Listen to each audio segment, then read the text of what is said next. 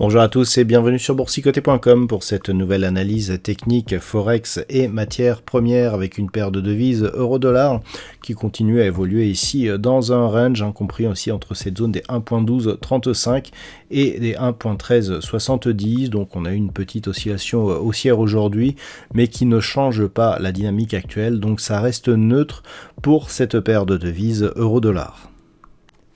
Sur la paire de devises livre sterling contre dollar américain, par contre, eh bien là nous avons un signal de cassure, puisqu'après être revenu ici sur le haut du range entre 1.3180 et 1.3360, eh bien on peut remarquer que la cassure ici s'est effectuée.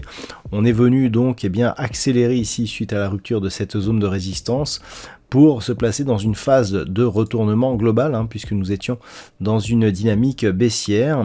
Cette zone ici des 1.3360 qui était résistance, avait été précédemment support sur cette zone d'évolution. Donc le fait que l'on repasse au-dessus de celle-ci nous place dans une perspective de retournement.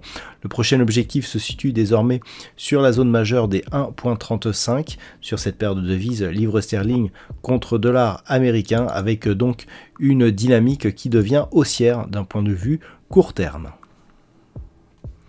Sur l'or, nous sommes toujours ici dans une dynamique neutralisée, puisque la zone ici des 1807 $ l'once, sur laquelle j'attirais déjà votre attention hier, continue à résister ici à ce mouvement.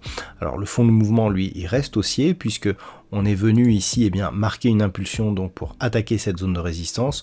On est venu consolider, la consolidation a été tout de même un peu faible, puisqu'on a même eu un contact ici sur la bande de Bollinger inférieure, avant de revenir ici sur cette zone qui résiste encore. Donc pour l'instant, on teste le haut du range sans parvenir à le casser. On a une configuration technique qui n'est pas très puissante, déjà des histogrammes du MACD qui hésitent ici avec très peu d'amplitude, un RSI qui n'est pas en zone de surachat, ce qui serait normalement assez propice pour avoir une cassure directe de cette zone, d'autant plus que le précédent test ici était assez récent.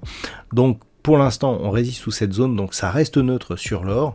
Il faudrait vraiment une cassure assez nette de cette zone des 1807 $ l'once pour relancer la dynamique haussière. Alors si c'était le cas, on aura un objectif ici à 1831,50, mais globalement un retour possible ici sur la zone des 1865 $ l'once. Par contre, tant que l'on reste ici sous cette zone, c'est toujours le range d'évolution court terme qui fait office de tendance dominante. Et puis pour finir, sur le WTI, on valide totalement la cassure ici de cette zone de résistance oblique, cassure que je mettais en évidence hier dans ma précédente analyse. On a bien constaté ici la rupture de ce niveau, cette résistance qui était devenue support, et donc l'inscription d'un nouveau plus haut significatif par rapport à la précédente zone de test de cette résistance. Donc tous les éléments y sont. Je vous donnais un objectif donc à 75 $, le baril. Alors cette zone, on est en train de s'en rapprocher, mais on n'est pas encore sur celle-ci. Le fait ici qu'il n'y ait pas eu de phase de temporisation sur le test ici de ces précédents points hauts, nous montre qu'on est sur une dynamique potentiellement forte. On a juste eu ici un mouvement technique, petite phase de consolidation et franchissement immédiat.